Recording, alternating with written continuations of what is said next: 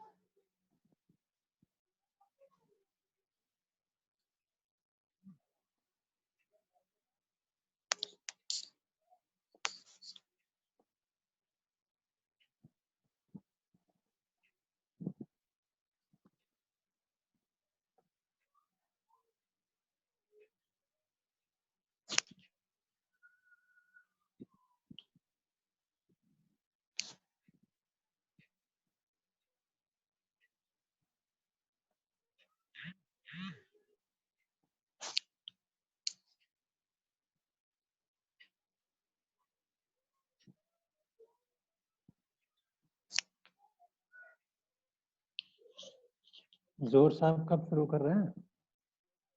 Good afternoon. Very good afternoon, sir. Sir, we will wait for few minutes. Okay. Our speaker is also there. He also wished to have a minute with her. So after a few minutes, we will start, sir. Please be there. Please be there. Excellent. Okay.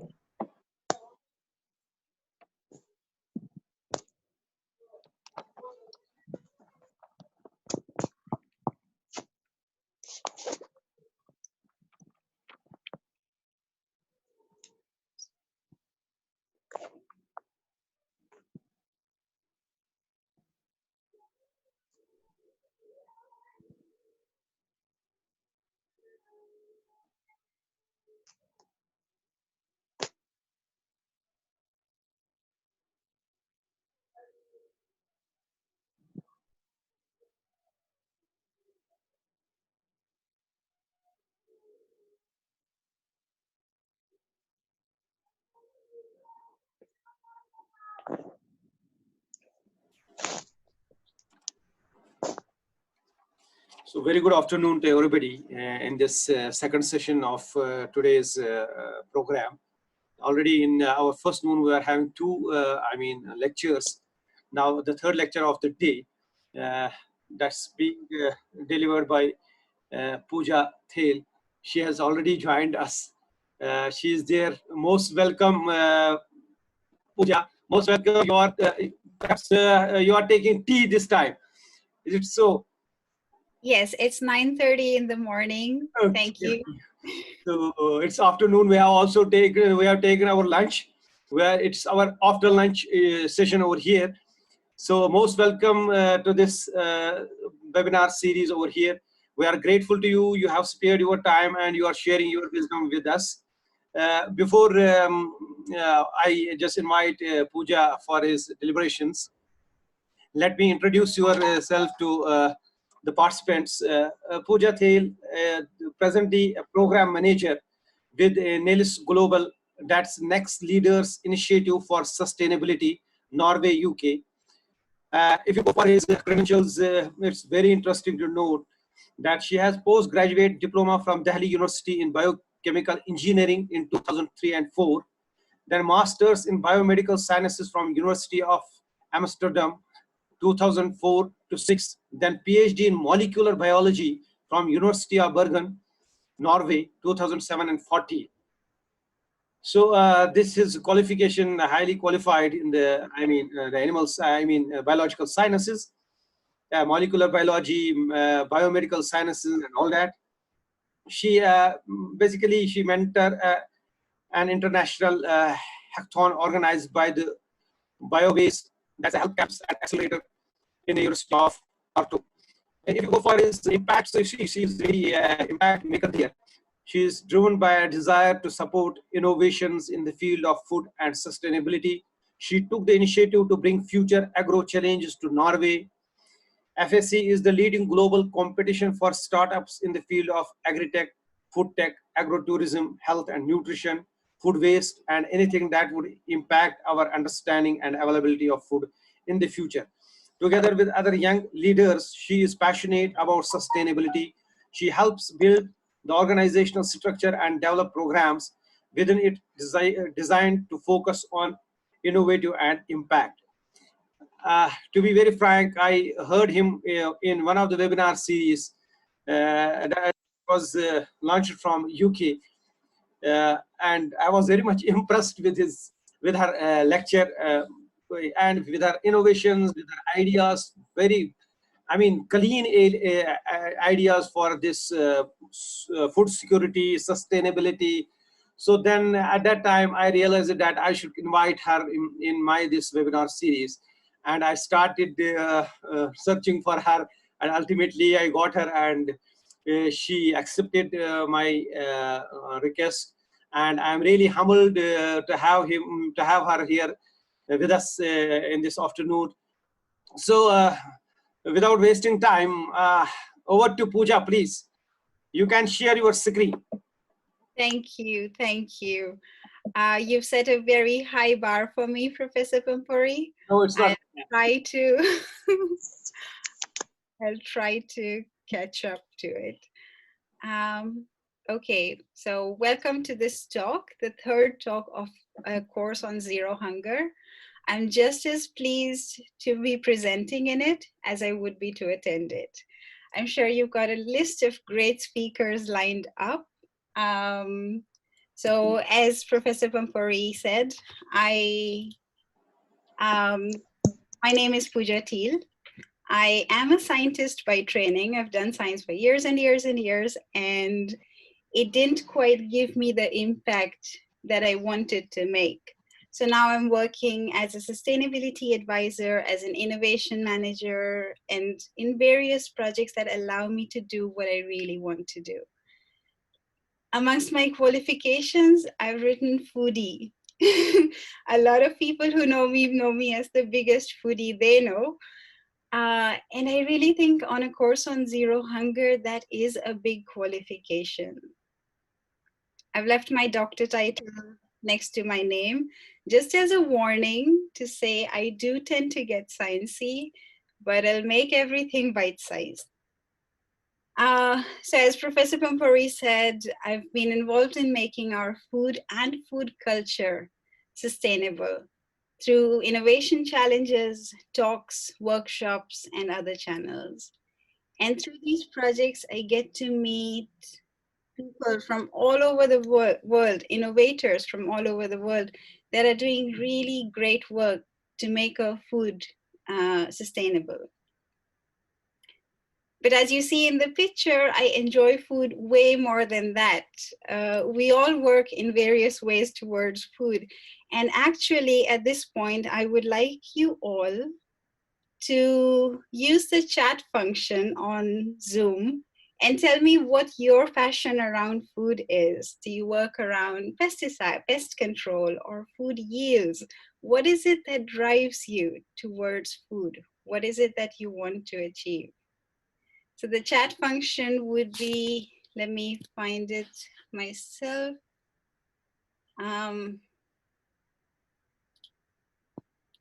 There. I'll try to keep an eye on it. It's not very easy in the speaker view of Zoom. So the picture I've selected on to put on your screen right now is a weird one. It's me on a foraging trip in Norway. This picture is taken in July, a few years ago. July is the beginning of the mushroom and berry picking season. So chances that you come across a lush patch are a bit higher, and this was our most successful trip for blueberries.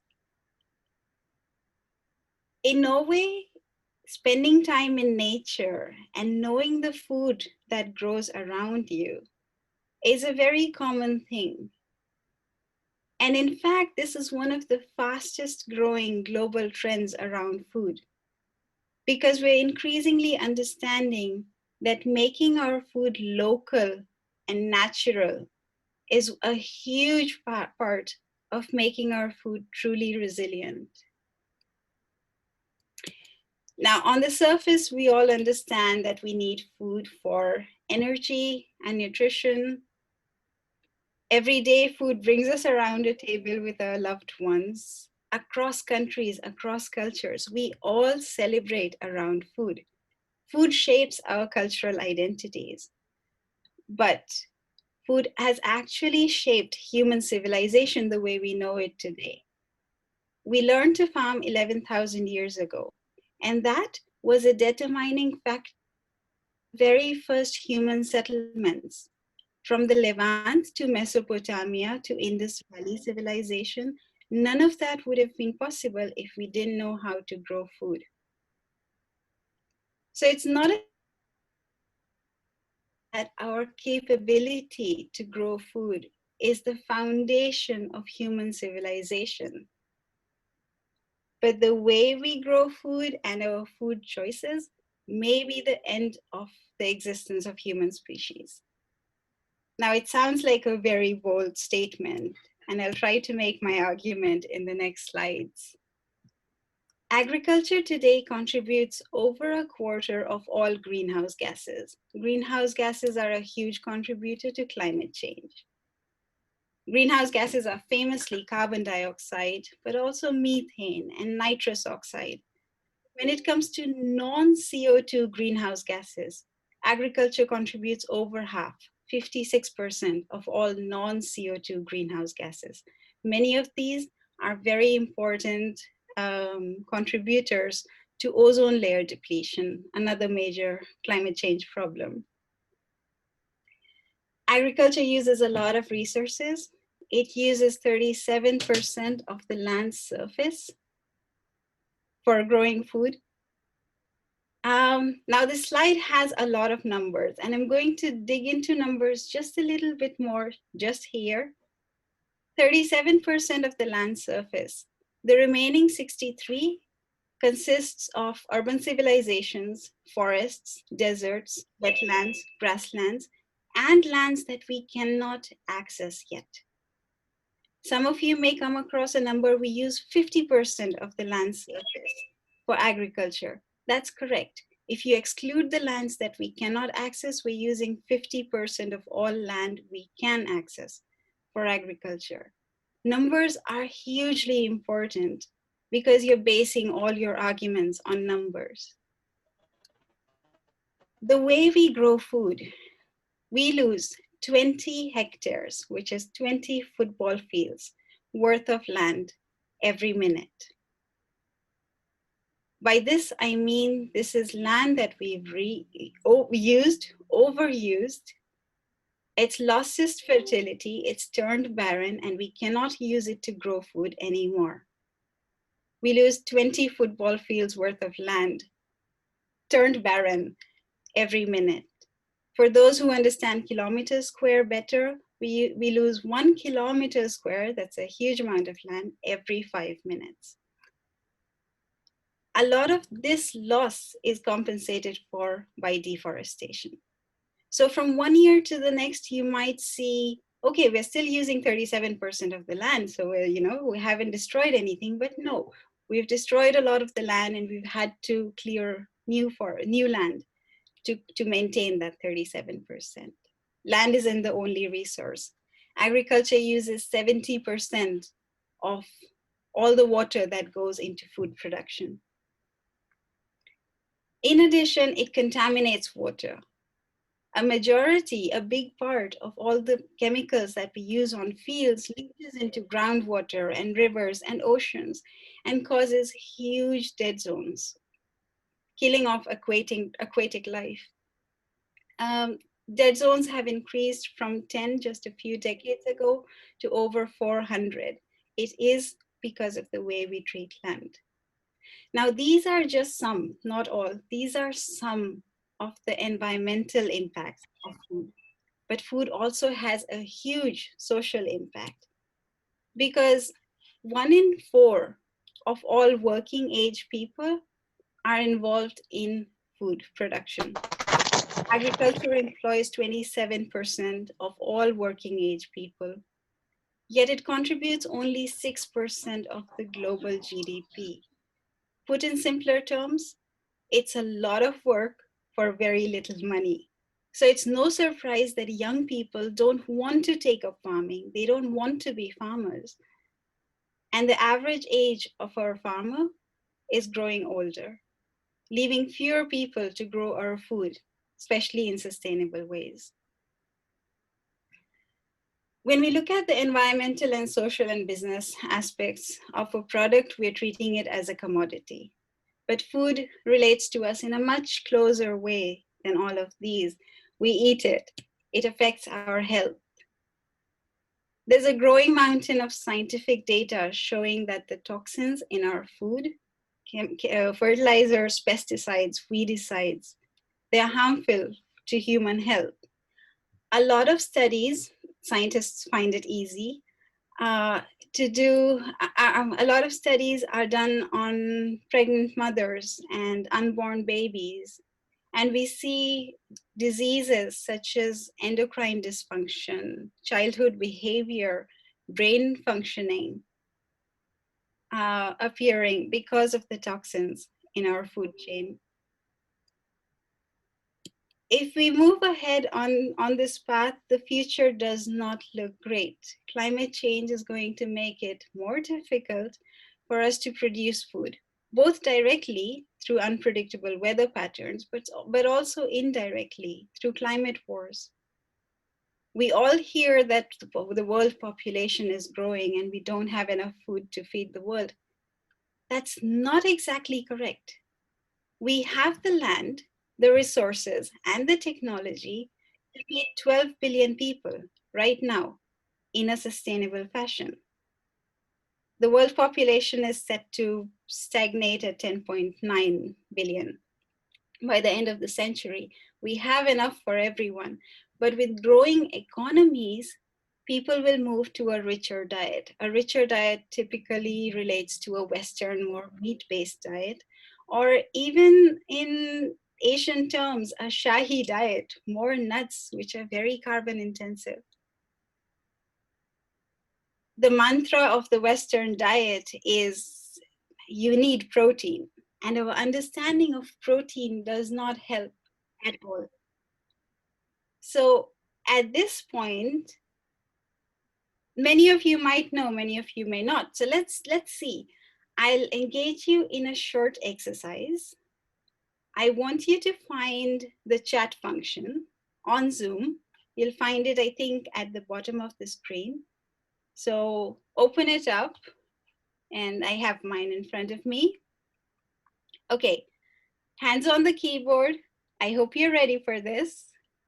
How much protein do we need to meet our daily needs?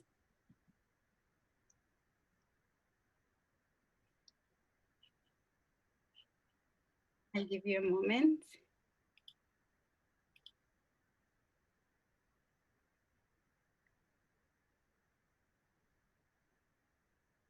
Pretty good.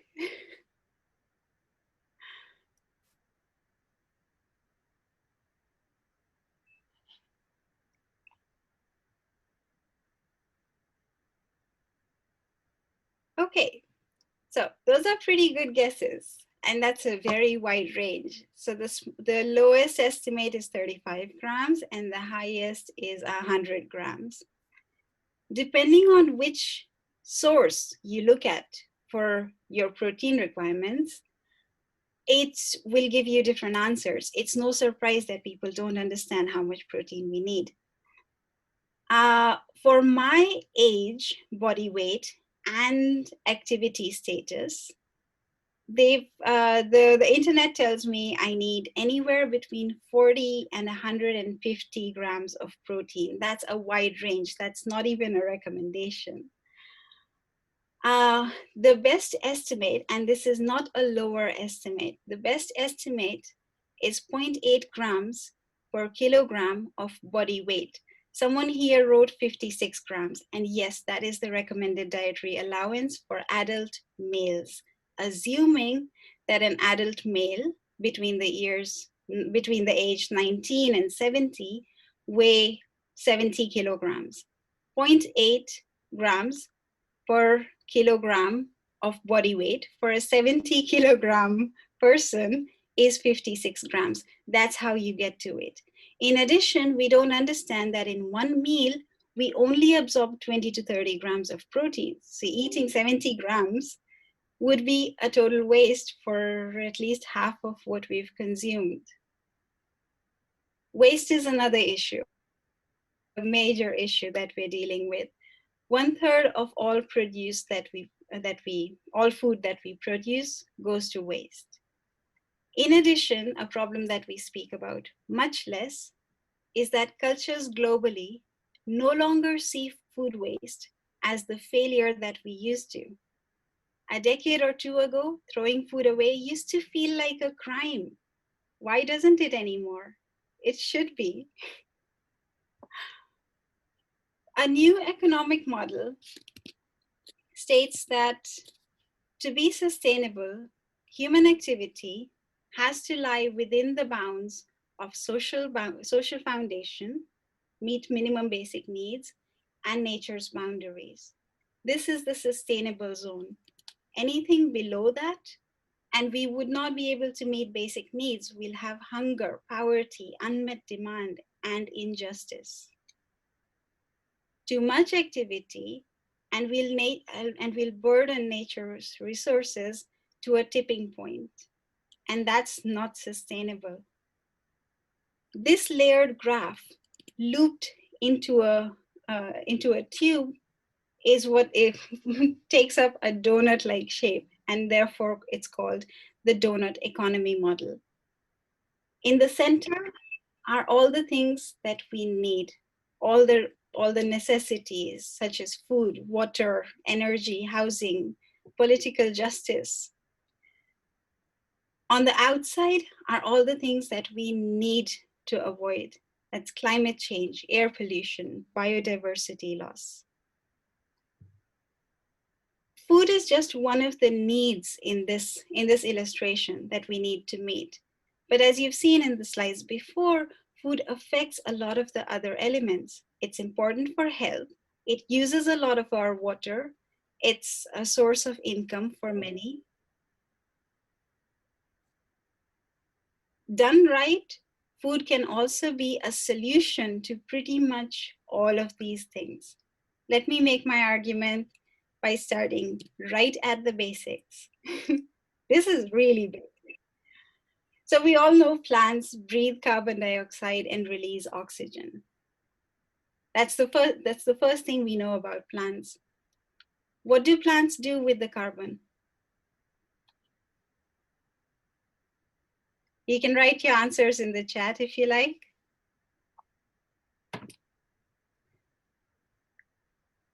A textbook would tell you that plants produce sugars, which they use for their own use. They use, they use sugars as cellulose for their structure. They use sugars as glucose for energy, photosynthesis, and they use sugars in their fruits as fructose. What we don't read even in textbooks is that plants invest up to 40% of their sugars down their roots and into the soil. The idea is to feed soil life. So healthy soil would be full of fungi and bacteria and nematodes that have evolved in symbiosis with plants. Fungal threads act as literal root extensions and feed the plants. They also act as communication channels through which plants can talk with each other. Plants can talk, it's just that we can't hear them. Bacteria, in turn, bacteria and other nematodes, they decompose dead organic matter and make the nutrients available to the plants in a plant available form. So with this return, the plant can now uptake all the nutrients that would not be available to it, that we would be giving it as fertilizers, but it's not a healthy relationship. This simple relationship between plant and its soils gives a disproportionate number of benefits. It gives higher plant health, increased immunity. Oxygenated soils have less weeds, necessitating the use of less weedicides. Healthier plants require less fertilizers because the soil life is doing that for us. Organic farming is said to have up to 5 times higher yields. So it's a win-win-win situation. In addition, this process sequesters more carbon into the soil and away from the atmosphere. The carbon is turned into organic matter as plant biomass, but also as soil life. And this organic matter gives the soil a sponginess and increased water retention capacity, which means our plants and our farms are resilient to droughts. This is called green water, if you want to read more about it. It also means more structure in the soil, which leads to less water erosion. And because the plants feed this water slowly into the rivers, you can get increased river flow throughout the year. This is the mantra of any organic gardener, regenerative agriculture, permaculture, call it what you will. But the mantra is to feed the soil, not the plant. Feed the soil, let the soil feed your plant. Care for the soil, let the soil care for your plants. Now you might be wondering, can this be used at scale? Absolutely. One of the first projects on restoring soil health was done by the World Bank back in the 1990s. They restored a huge part of the Lis Plateau in China, 35,000 kilometers. Now, for those of you who are wondering how big is 35,000 kilometers square, I looked it up, it's the size of Kerala. The World Bank spent 4 years researching how to regenerate such a huge mass of land, including scientific methods, but also traditional methods.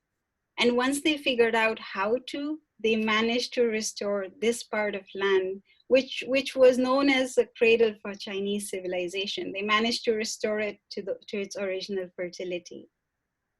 This project alone, it took a dozen years, but this project alone pulled out 2.5 million people out of poverty. These people could now farm, they had gainful employment. 2.5 million people, that's half the population of Norway. That's huge. Restoration efforts have taken place in many parts of the world since then. And an estimate is it has pulled 20 million people out of poverty. There are other projects as well because of the carbon benefits and biodiversity benefits of such agriculture. The Trillion Trees Project, for example, which is a collaboration between Wildlife Conservation Society, BirdLife, and World Wildlife Fund. Now you may be wondering, what do trees and forestation have to do with food? But taking care of soil life is not about trees or annuals or even wild plants. It's about managing the soil. So I'll ask you to bear with me through a little bit of maths. At the moment, we manage 5 billion hectares of land for agriculture worldwide. A conservative estimate of how much carbon we can sequester into the soil is 10 tons per hectare per year. Which means if we could start just like that all over the world, we would start sequestering 50 gigatons of carbon dioxide every year. It gets better. Current levels of carbon dioxide, atmospheric carbon dioxide, are 416 parts per million globally. Scientists have told us that the safe levels are 350. We need to stay below that. Historically, atmospheric carbon dioxide levels were 280, 300, not above that, but scientists have told us 350 is still fine. 1 part per million of carbon dioxide is equal to 7.76 gigatons, which means you emit 7.76 gigatons and you increase atmospheric carbon by 1 part per million. You take it away and you decrease atmospheric carbon dioxide by 1 part per million. You take away 50 gigatons and you decrease atmospheric carbon dioxide by 6.4 parts per million. Which means if we could start right now in 10 years, by 2030, we would have reached 350 parts per million, the safe levels of carbon dioxide. The argument for sequestering carbon is pretty clear, but how do we relate it to hunger? Carbon dioxide currently makes up 2/3 of all greenhouse gases that we emit. Greenhouse gases lead to climate change, increased atmospheric temperature, and thereby leads to floods, droughts, rains, extreme climate events. The top picture here is from this week from California, a fire tornado. Temperatures are predicted to rise, and many parts of the world will not be inhabitable anymore. The tropical belt will be hugely affected. This will lead to failed crops, lack of food, climate refugees, and climate wars in many parts of the world. All these factors and many more indirect factors are going to lead to more hunger. This is crucial for us to act on right now. However, this is what agriculture often looks like, a practice we're all too familiar with in some parts of the world, including India. The argument for stubble burning is that it's easy. It prepares the fields, gets rid of weeds, seeds, and pests. And yeah, it's easy. It hugely pollutes air, but it also reverses all the carbon sequestration that we've done. The moment you burn biomass, whether you're chopping a tree down for firewood or you're burning stubble, all the carbon dioxide that you've sequestered through agriculture goes right back into the atmosphere. Now you might think that this practice is done by less educated farmers who don't know better, and they don't know about soil life, and they don't know about these relationships that are so beneficial. So I'm going to engage you in a little example of innovation. This one comes from Norway. It's an award-winning innovation. Here it goes.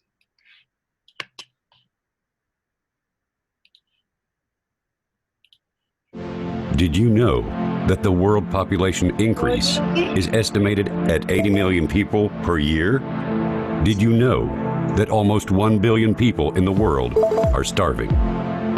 We don't produce enough food for everybody. The world population needs more food. Because of this, the world would need to increase food production up to 60% to feed 9 billion people by the year 2050. The Western world demands ecologic food, which needs 60% more land per 1 kilo of food. This decreases food production, which is too small already. More and more pesticides are being prohibited, and weed and fungus are getting resistance toward more and more of the remaining ones. For more than 100 years, people have been steaming soil in order to kill it, yet no one has been able to do this in a sustainable way. Until now. Soil Steam International is using a patented technology that allows farmers to steam the soil down to 30 centimeters deep on free land. Yes, this means that they can kill nematodes, weeds, seeds, and fungus without using any chemicals. This technology gives the opportunity to grow vegetables, fruits, and berries with very low use of pesticides. By using soil steaming, the farmers can produce ecological vegetables, berries, and fruit in a more efficient and inexpensive way. When steaming the soil, we have learned that you can get up to a 40% larger harvest. We have also learned that many vegetables can be stored longer, and this might have an important impact on the food waste in the world. Trials done by Soil Steam International show that carrots can be stored up to 3 months longer, and this means that the world's waste of carrots can be decreased by more than 1 million tons per year. It's time to think fresh, healthy, and different. It's time to think green, sustainable agriculture. Soil Steam International is offering the world an opportunity to make more food, which is healthier and can be stored longer. It's time to act now.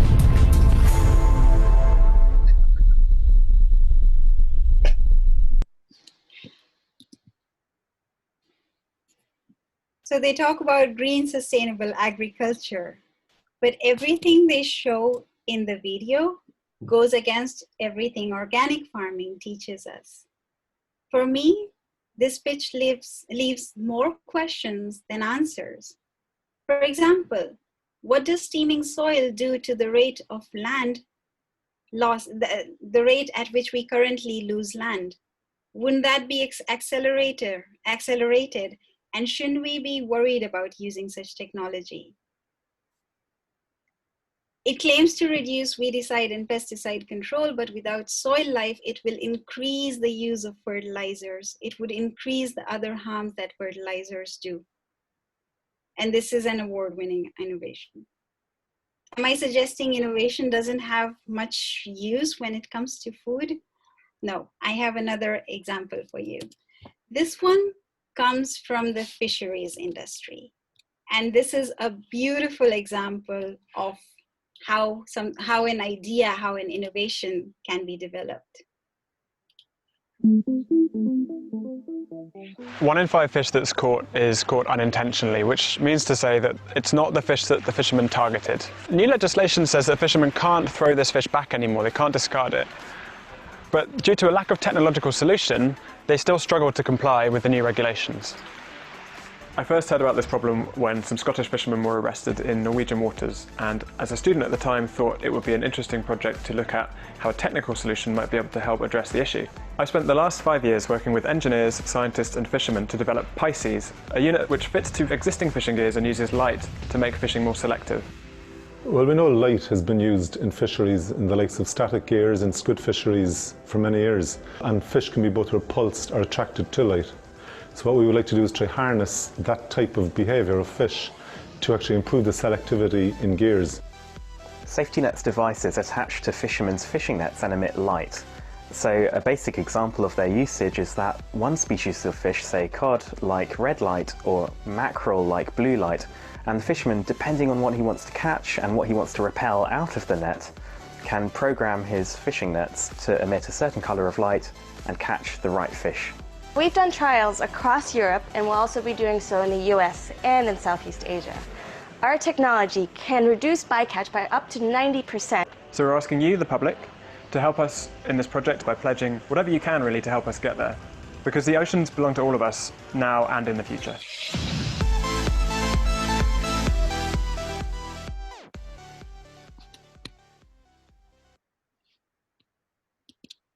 So I hope you see a difference between these two examples. Pisces was created for the user. It had a goal to help fishermen. They in fact have a subscription-based business model meant to help the people they claim to help. Now, with just these two innovations in mind, I hope you can see that not all innovations are created alike, kind of to say, not all that glitters is gold. Everything that's fancy, techy, and new isn't necessarily better, but we tend to judge it in a more fair way, in a more favorable way. We need to be more critical about how new innovation affects us. Some questions to ask is, where does the idea come from? Is it traditional knowledge? Has it been used before? Or is it new?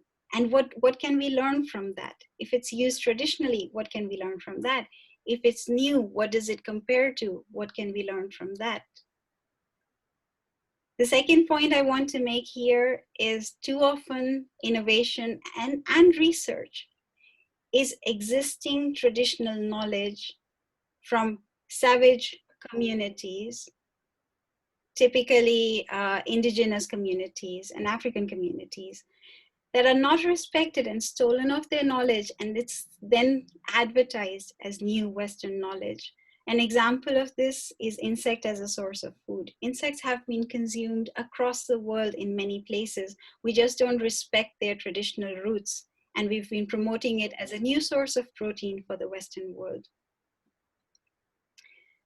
As an extension to the new Black Lives Matter movement, we need to be respectful about where knowledge comes from. In addition, businesses have hidden costs. When companies advertise a solution, they leave it for the consumer to figure out what the hidden costs are. And an example I like to give here is that no one's going to tell you that the cocoa beans for your chocolate drink were sourced from a farm that uses child labor. This is a real problem. Cocoa farms use children for work, and it's a source, it's a reason for increased child trafficking in many parts of Africa. If you don't know about a problem, you won't be in a position to really help it. So look for what the hidden costs behind anything are, where your food comes from, what are the bottlenecks in the supply chain. And lastly, we really need a change of mentality regarding concepts like growth. Growth and profits are too often criteria for innovation awards, as well as policies. When it comes to policies, and these are my closing notes in the talk, one example of policies are trade agreements that we see between many countries. There are bilateral and multilateral trade agreements.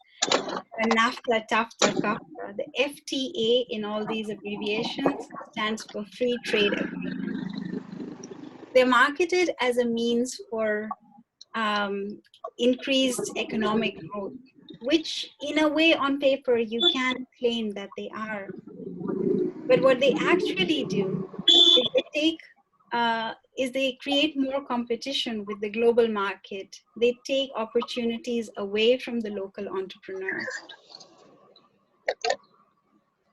They put money in the hands of large corporations and take away decent jobs in return for poorer work conditions. This graph is taken from a documentary called The Economics of Happiness from 2011.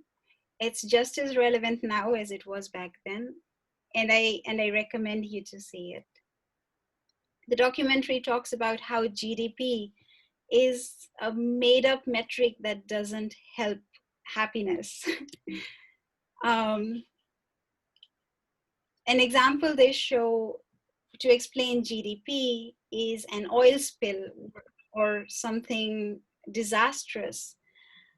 What an oil spill would do is that it would require money to be spent on cleanups. It would require money to be spent in hospitals because people will be falling sick. It requires money to be spent in many directions. And this is good for the GDP. On the other hand, there are projects such as community gardens, free food projects, material libraries that are good for the environment, that are good for people, that help connect neighbors together. But these projects hinder spending. They make people spend less. This is bad for GDP. So is GDP really a metric we want to go by?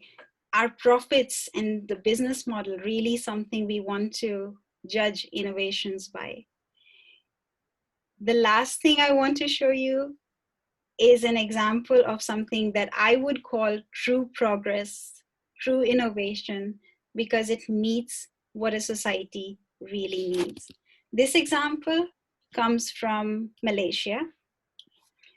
I think it was started by a doctor who quit his job and started growing food so that he could provide healthy, safe, nutritious food to his family. The project took off.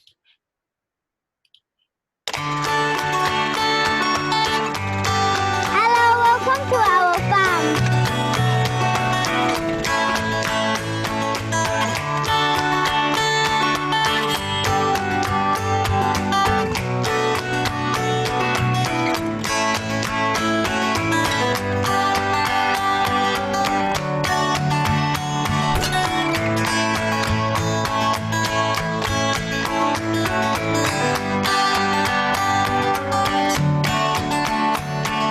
We named our farm Follow, which stands for Feed Our Loved Ones. That's our mission in a nutshell. We're 6 family putting our heart and soul to grow organic vegetables for our family, friends, community, and the world. But why an organic farm? Because over 99% of the vegetables grown in Malaysia use pesticides and chemical fertilizer. Just Google pesticides and read for yourselves. Pesticide exposure has been linked to all kinds of health problems, from skin disorders to cancer. That's when we decided to start our own organic farm. Actually, we have 3, right here in JB. Kompas, Kukop, and Banfu. Kompas is our original concept farm, Kukop is our big wellness farm, and Banfu is our compost and production farm. We make our own compost because we believe we shouldn't waste anything. So we collect food scraps from restaurants and hotels. Then bring it here where the process begins. Come on, guys. Come on.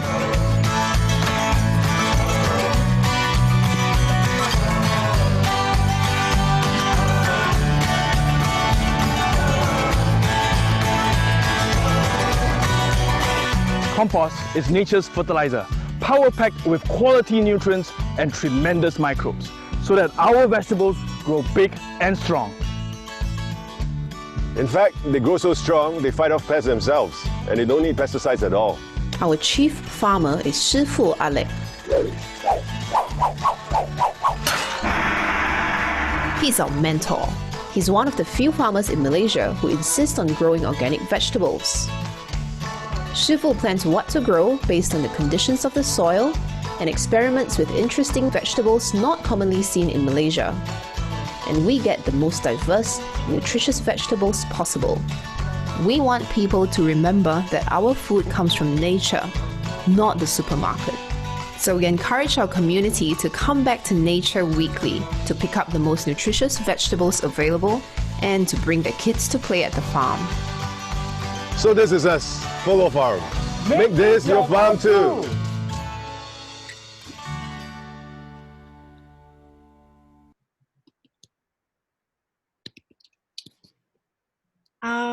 That's the end of my notes. Every project you follow, every science piece you follow, I think in the end you learn life sustains life. nature has the best ways to solve nature's problems, best solutions to nature's problems, and I think we should use it. I'd be happy to take any questions if there are any. Thank you, Dr. Pooja. I'm really finding myself short of words to express my gratitude to you. You got this nice presentation. I mean, I really, I don't have words to express my gratitude to you. And this nice interaction with our participants over here. It was really, you can say, just inspiring our participants. Whether it was making us to realize where we stand and where our future is and what we have to do in our future. What innovation really means for us and what JDP really means for us. It's really, really very, highly appreciable. So I think it's time for the participants to have interaction with our this speaker. May I request you, Pooja, please, you please stop your sharing, screen sharing. Huh? Yes. Pooja, may please you stop your sharing, please, screen sharing. Just give me a second, please. I take this moment. Come on. Participants, yes, Muhi is there. Muhi. Yes. Yes, go ahead, please. Come on. Good afternoon, I find everybody. myself unable to stop my screen share. It's okay. It's okay. You just listen to the participants, please. Yes. Muhi. Ma'am, thank you. Ma'am, thanks. Thanks for this informative and impressive lecture. I would like to ask you one thing. Can organic farming be considered as a sustainable practice for achieving zero hunger goal? Because what we see that organic products, they are priced so high that only rich people can afford them. For example, price of an organic egg being 5 times more normal. About the green gases to organic, just whether it's a sustainable practice for achieving, whether this can be used because this achieving zero hunger goal means we have to feed the poor and we have to feed the people of our society. Is that possible through organic farming, being the inputs being so high that and the products, organic products being priced so high? That's a very good question. It's the first concern that people would come up with. How do I turn organic? But the reason organic food is expensive is because of policies. So there are two ways in which we can make organic food available. One example is FOLO, the project I showed you from Malaysia. They don't source organic food, they grow it themselves. Community farms is an increasing trend, at least here in Europe, where people grab a piece of land, get the skills themselves, maybe invite a mentor, and get growing. Organic food is natural food without pesticides. The label may or may not be necessary. So actually, yeah, one of the things that makes organic food more expensive, one of the many things, is the certification. And now you see terms such as no spray, which does not need to spend on the organic certification, but it is the same product. It's grown naturally. There are other labels such as Natur Plus from the Nordics, and I'm sure there are many others. The whole idea is you grow your food locally with the use of no pesticides or minimal pesticides. Learn from organic farming practices or permaculture practices, and make food available to the communities locally. One of the questions that Professor Pampuri had at my previous talk was people who use rice have to source it from another part of India, whereas those people eat wheat and they're sourcing wheat from somewhere else. Why doesn't food grow locally? A lot of this does boil down to the treaties we have in place. Some of it does boil down to climate. But the trend of growing food locally is a really powerful one. So get growing. Ma'am, but the thing is that here we in India ourselves as well as we people also, but it's so pathetic that we see most of the farmers that committing suicide and all that, being this under debt and all that. So that's why I was asking whether it can be used as achieving a zero hunger goal. That's what I was. Yeah. Now that you are asking, you are saying to grow food ourselves. I mean, the food producers, the village farmers, they are not getting got what they should get actually. That's basically what you said. That's the policy matter, and that's what is to be, that needs to be rectified. That's what I think is the reason for this. Farmers committing suicide, that often happens for farmers who grow cash crops. Those are crops that they grow, but they cannot eat them themselves. Call it funny. A very dark kind of funny fact is a lot of the people who suffer from hunger are the ones who grow food. But they grow food that's not accessible to them, that doesn't feed them. I hope that helps answer the question. Thank you. Thank you very much.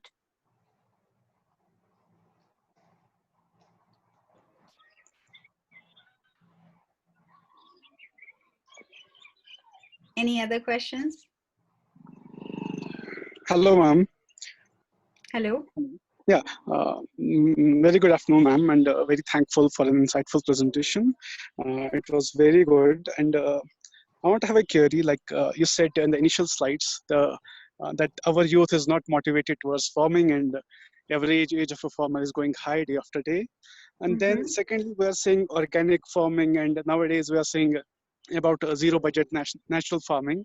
But are these concepts sustainable in the present era vis-a-vis, because the production demands are going high and high?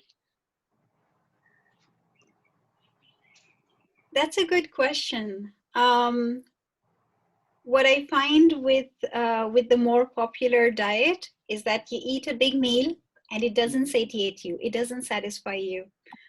Organic food, if you would give it a shot, it fills you up better. It's a different understanding of health. So yes, there would be more sustainable practices, more sustainable lifestyles that would have to go hand in hand.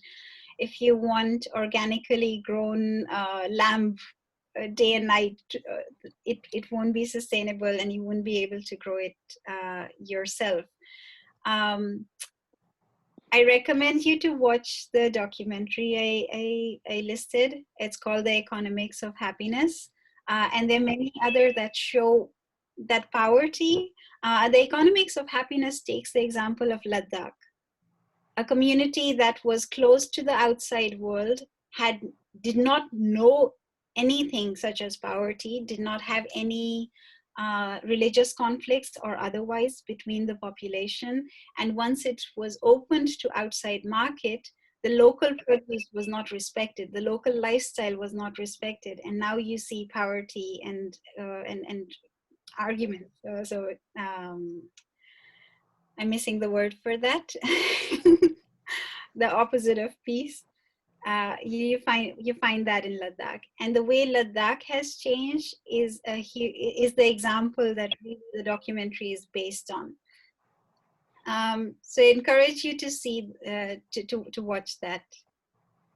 Yes, ma'am. We'll surely have a look at that. But I want to make one more point, ma'am. Since you are saying that, and we all realize that youth is not motivated towards farming.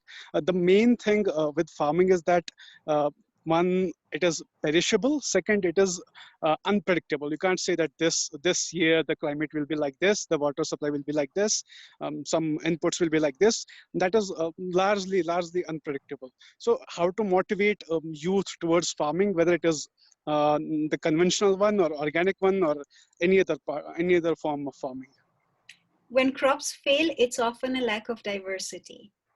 If you're growing beans on a huge farm and there's a pest that eats beans, you'll find your bean crops fail.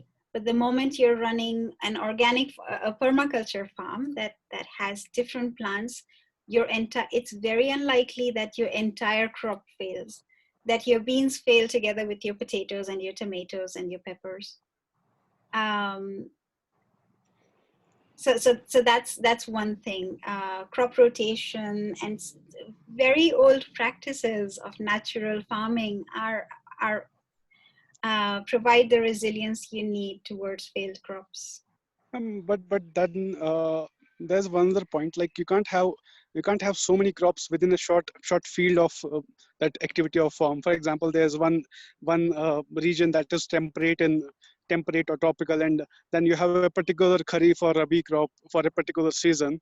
Maybe for small areas of land we can have diversified farming, but depending on the demand, depending on the previous experiences, depending on so many other factors, a farmer says that, okay, this crop is best for me based on demand, based on the water supply, based on other factors, so I should go for this.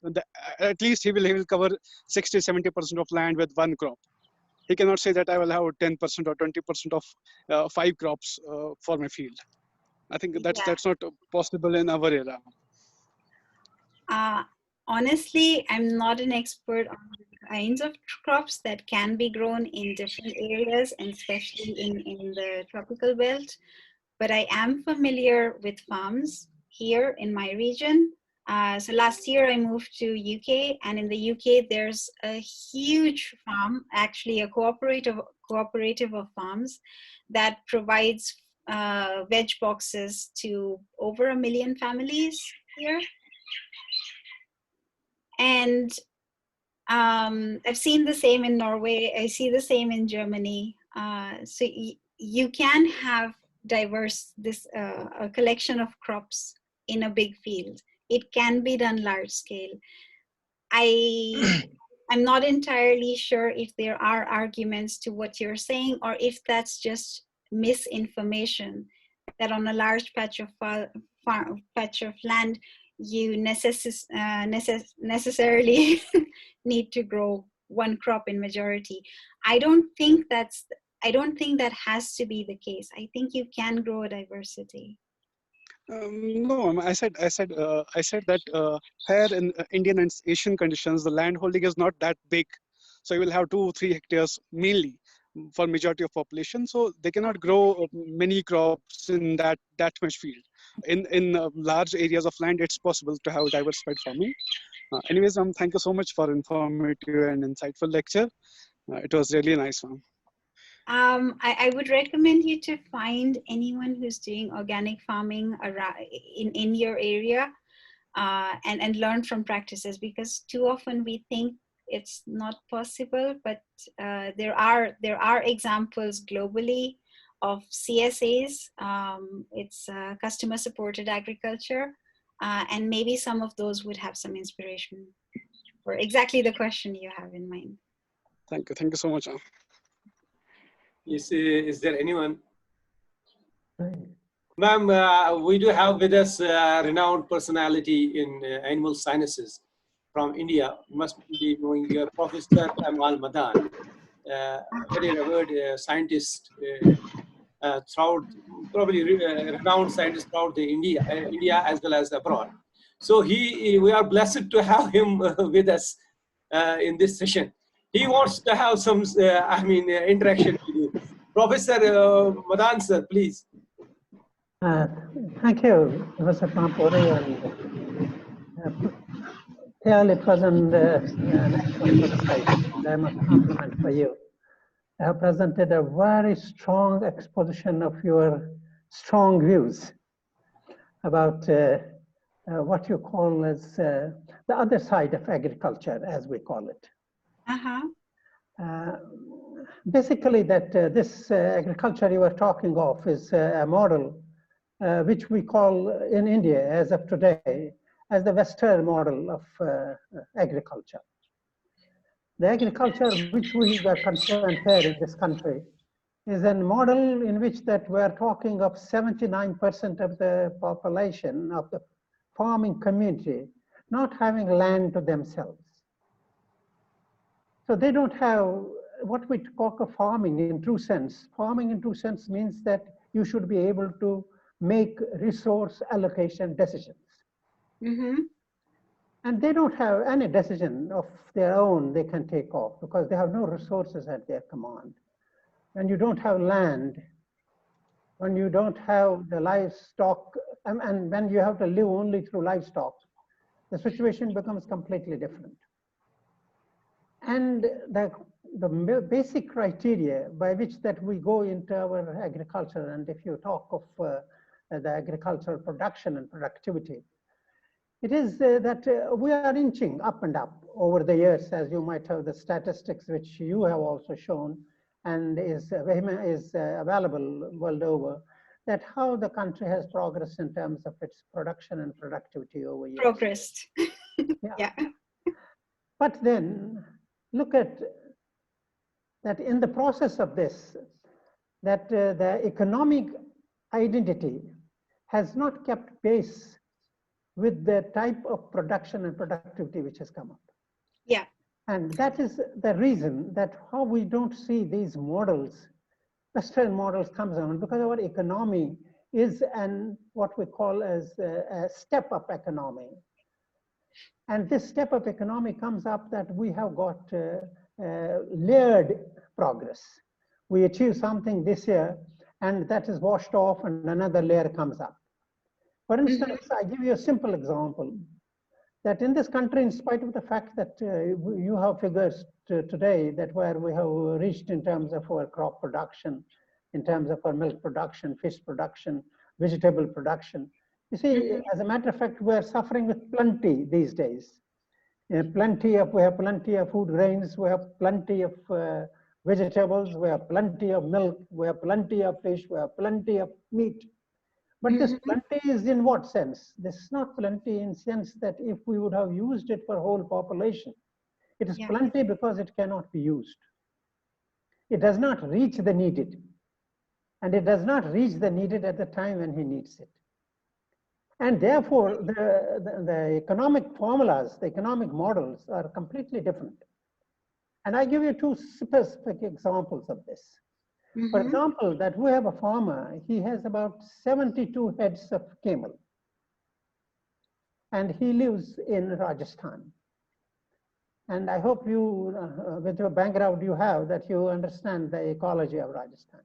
Yes, I do. And this five-member family is able to, from almost a desert, is able to get 1.5 lakh of rupees every year as revenue returns to him.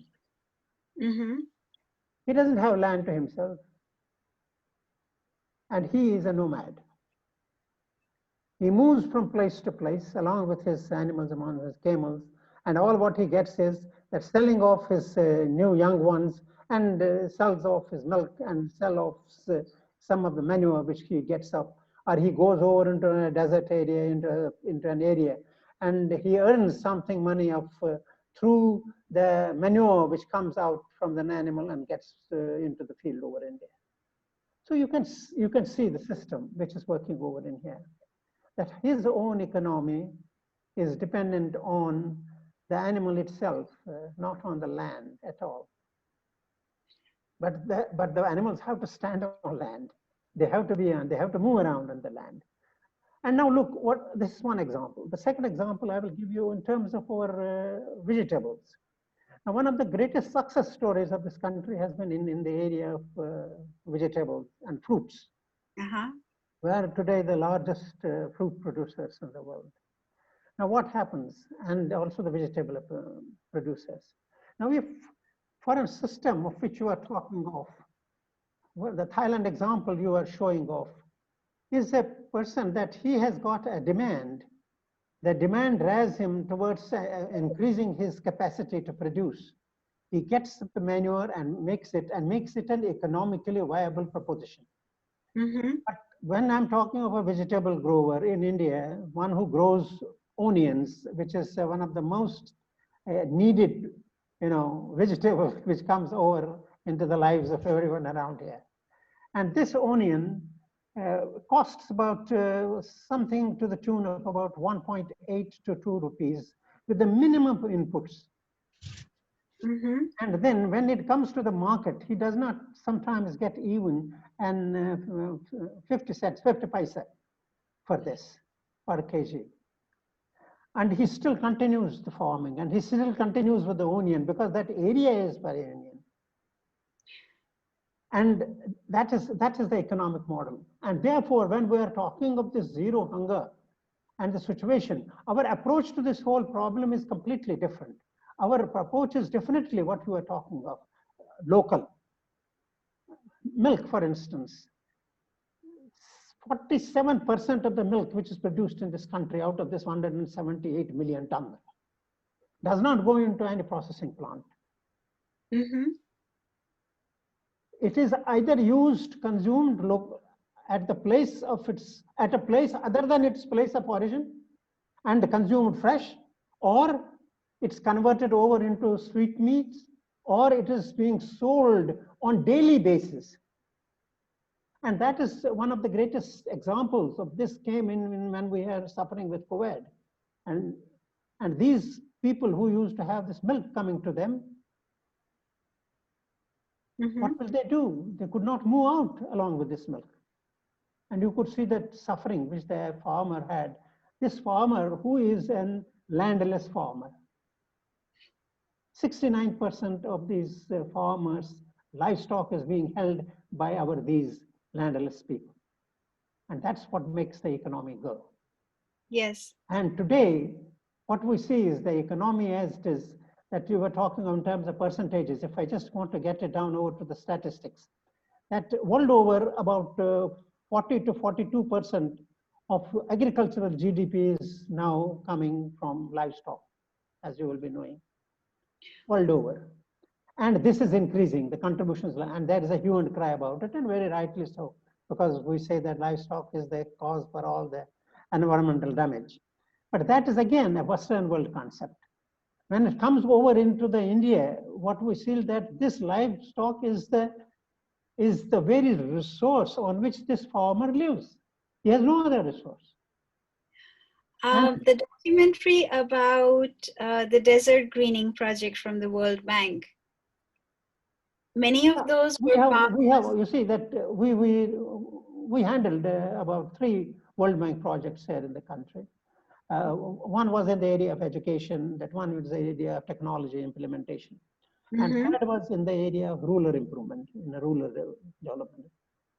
In the rural developmental area, that again the question came in, that where we are talking of rural development, are we supposed to, in the process of building the people who are supposed to be involved in that, or we are supposed to be building the infrastructure?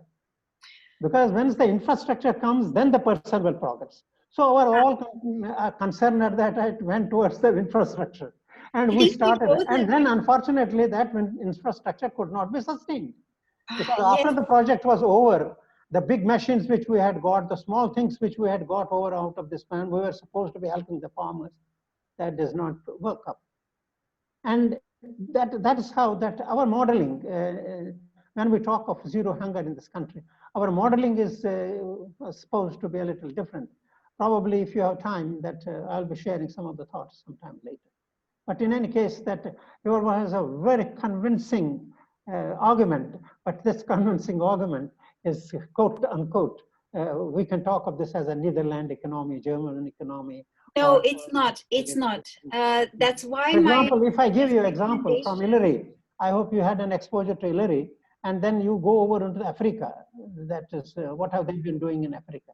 You can see the models in which that we have been talking of in terms of economic. I think personally, I enjoyed listening to you. Thank you. So Thank you I very have much. quite a few answers. First, it seems we both agree that World Bank projects are not the best. I don't recommend, I don't praise all of them. It's just this project that I'm talking about. And they did include the local farmers. They interviewed local people for what the land was like and what practices did they Local use. farmers who are endowed. What they Local found. farmers who are endowed with concepts, with knowledge, with policy. Yes, but Not these were local not farmers who do not have the concepts. these were people who were not educated, who didn't have a stable source of income, and these were people falling below the poverty line.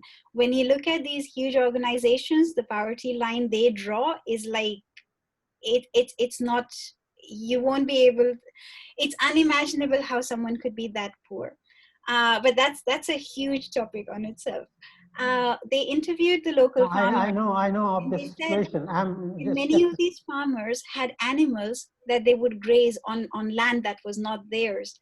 That grazing was actually one of the reasons why Lys Plateau was so unfertile, because not anything that tried to grow back the way the nature's resilience, but the animals outdid any resilience that the nature could perform, because they grazed anything that was coming out of the land. And that is one of the first steps that we need to stop. They interviewed the farmers, and the farmers had a riot about, we can't grow trees, the trees are not going to feed us. So they actually had to spend time convincing the farmers to restore the land, and they came up with a policy of giving that land to the farmers who helped restore it. So yes, it requires a small of thought. policies and behavioral change practices. Yes. A small thought. 154 million sheep and 64 million goats in this country are not fed at all. There is no feeding process for them. They are not fed at all. All they eat is that they nibble at the blades of grass here and there, and they go on to the agroforestry leaves which falls off from the trees, and they grow on what we call as the free lands, the pasture lands, the agroforestry. That's what these, imagine the numbers. And imagine that about 33 million heads of them are slaughtered every year, and they produce meat. And this meat is produced not from grains or concentrates. Again, a second thing, 178 million tons of milk, which is produced in the country, does not, we have only 11 million tons of rated capacity of feed in the country. The rest of it is from grasses. It's not from concentrates. And grasses are also those which come from our harvested wheat, rice, the straws which come from that, and on these, this milk production is there. So you can imagine the unique system we have in the country, the unique biology. I was glad to see that you are from the biotechnology. I hope you will understand it, that how an animal in the country lives. And I have seen animals in Netherlands and Germany. I have seen in Sweden, in your country at present. And I know that what is the amount of feed they need and what is the conversion. To produce over 69 million tons of milk in the United States, they use 34 million tons of grains. But imagine we 179 million tons of milk in this country and not even about 12 million of grains. So this is the type of modeling I'm trying, the input and output models and the resource utilization model. So that's my concern, and that's the concern which we are addressing in this country from time to time. So I agree with you that if you compare to US or Dutch markets and their ways of processing meat and milk, those are not practices that would work in India and in many other countries. But I have a friend in Nigeria who's an organic farmer and who's learned practices that work in his community. Like I said, I know farmers here who say that that if they try to adopt UK practices, just across the pond. In France, it does not work. So regional requirements are very important to take into consideration. Sure. Then there are always examples closer to home. Always, yeah. And the example from China, the example from we have some very good organic farmers here in the country also. Yes. Who will go out on the rooftops to claim that is the best, and we acclaim them. Yes, they are the best, but they have the resources. You also talked about this layered economy and the slow progress in growth in GDP. There's a book called Kicking Away the Ladder. I've only read a summary of it. I haven't read the book myself, but it's all about how the Western world managed to grow their GDP, or whatever you want to call it, using free trade agreements, and now they market free trade agreements to the developing world. But in fact, that growth was based on not having their markets open. Yes, but you are aware that we have got cultural and social restrictions to our developmental models. Political tremendous social barriers, cultural barriers to our developmental models, which is very difficult to break in a single go. So yes, that's why I said that it's a much slower process. Yeah, I'm glad that you are aware of what is in India. You have been in Delhi and you have studied it over there, and you must be aware of it. For example, let's stop. I think we have gone too long. I lived in Delhi for 10 years. I did my senior schooling, bachelor's, and a postgraduate there. Excellent. But I didn't do any farming. I didn't know what food grows around me. I wasn't into food. I have a bachelor's in zoology honors from Delhi University, a postgraduate in biochemical technology. All that research was so far removed from any needs Any of university you are in needs of biotechnology society. with Dr. Bhargav? Once again?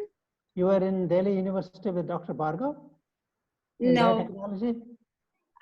No, I don't recognize that name. I'm sorry. All right. Okay, thank you. Thank you very much. Thank you. Thank you. Thank you for your questions. Thank you, Pooja. Is Fauzia is there somewhere? Yes. Yes, Fauzia, please say some words in favor of madam, so that we can just take leave from her honorably. Yes, sir. Yes, sir. Good afternoon, ma'am. Good afternoon, Fauzia. Yeah, ma'am, it was a great talk. We learned so many things, and we were honored and overwhelmed to have a speaker. Since early in the morning, we were having enough good speakers, and we have been in these 2 or 4 sessions, we have been sensitized by this zero hunger in such a way that we are learning the new things, we are learning the new technologies, we are learning the new ways how a person at its level, from the zero, from a community, from a country, can reduce this zero hunger in the coming decades. So we, from the whole fraternity of the FVSc&AH, along with the coordinators of this training program, and the professor, Dr. ML Madan sir, and from all the participants, I'm really, really grateful for this talk in this session. Thank you, ma'am. Thank you so much for sparing this valuable time with us. It's my honor. Thank you so much for the opportunity. I haven't been to Kashmir. I've only heard of it in fairy tale like stories. I'm really pleased to see, even if just a couple of your faces, I'm really pleased to interact with you. You're most welcome, ma'am. You are most welcome, but not this time. Let this COVID be over. Then you are most welcome to this part of India. Thank you so much of you. Thank you. Yes, sir. Okay. Ma'am, inshallah, we will look forward to serve you and to know the paradise on this earth. Thank you so much, ma'am. Have a nice day ahead. Thank you, participants. Assalamu alaikum, sir. Bye. Thank you all. Namaskar. Thank you. Bye. Bye, sir. Thank you, sir.